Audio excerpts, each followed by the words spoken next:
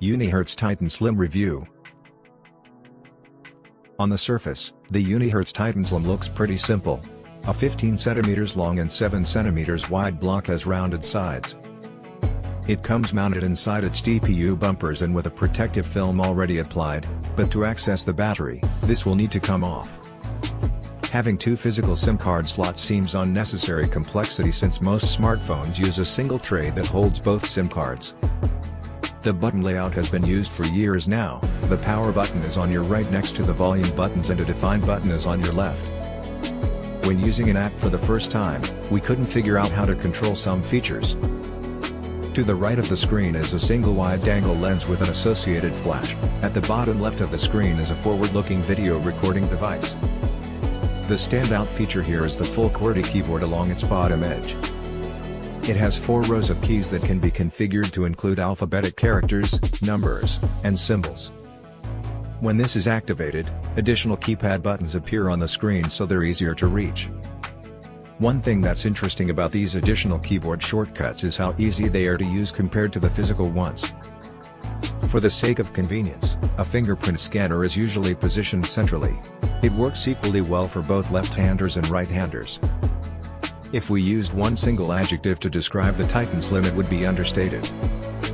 Since most Chinese smartphone manufacturers use MediaTek chipsets, they've opted for them because they offer a lot of cores and have a good track record of being ideal platforms for Android.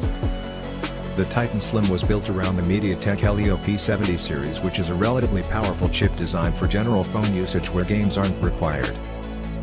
With just under 25% of its screen space dedicated to the keyboard, the 13-inch MacBook Pro's display measures 4.2 inches wide by 7.8 inches tall, which is almost exactly 1 inch less than the previous generation. One of the major drawbacks of this device is that it doesn't include 5G. In some countries, 5G isn't available yet, so switching back to 4G would be seen as backward. With its 4100 mAh LiPo cell, the Titan Slim doesn't offer the largest capacity among rugged smartphones. However, when comparing it to some of the rugged smartphone designs from companies like Armor, AGM, and even Blackview, the capacity is pretty good. We've already mentioned why the maximum video resolution of 1080p is important, but we haven't really explained why the camera has an underused function for capturing videos. If you want to take photos at high resolutions, then the Samsung S5 QWERTY is the best option available. It has a maximum resolution of 8000 by 6000 pixels. There aren't any other cameras that offer this level of quality. Unihertz provided a good rear-view mirror but didn't use it effectively with the built-in cameras or with additional sensors to offer different shooting modes. The front-firing camera is an 8MP Samsung S5K4H7, which is adequate for most selfie purposes. All 3 benchmarks show that the Helio P60 delivers good overall scores, but they don't really reflect the capabilities of the GPU. Where the Helio P60 shines is in gaming.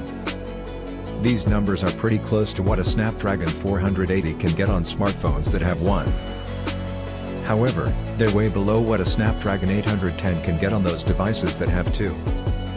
When comparing the internal battery capacity of this smartphone to others, the internal battery capacity of the Titan S appears modest.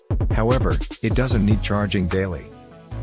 All these factors help create a long battery life, which makes it easier for heavy smartphone use. There are 2 caveats. First, there isn't a built-in battery charger. Instead, you need to use an adapter to connect it to a wall outlet.